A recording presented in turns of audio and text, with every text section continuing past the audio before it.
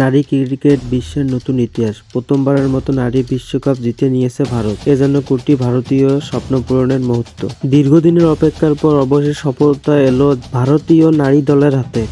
Tournament জুড়ে দারুণ perform করেছেন হরমনপ্রীত কৌর, স্মৃতি মান্দানা আর তরুণ তারকা শিফালি ভার্মা। ফাইনালে তারা মুখোমুখি হয়েছিল বর্তমান চ্যাম্পিয়ন সাউথ আফ্রিকার বিপক্ষে।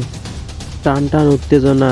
ফাইনালে প্রথম ভারত ব্যাট করে তোলে 298 রান। জবাবে প্রথমে সাউথ আফ্রিকা শুরুটা ভালো করলেও ভারতীয় বোলারদের দুর্দান্ত নিয়ন্ত্রণে শেষ পর্যন্ত থেমে যায় 246 রানে।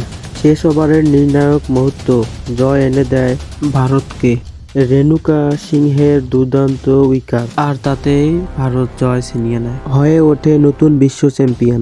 জয়ের পর মুম্বাই থেকে দিল্লি, পুরো ভারত জুড়ে উৎসবের আমেজ। প্রধানমন্ত্রী থেকে শুরু করে সাধারণ মানুষ সবাই অভিনন্দন জানাচ্ছে বিশ্ব চ্যাম্পিয়ন ভারত নারী ক্রিকেটারদের। অভিনন্দন ভারত নারী দলকে, তোমরাই দেখিয়ে দিলে পরিশ্রম আর আত্মবিশ্বাস থাকলে অসম্ভব কিছুই না।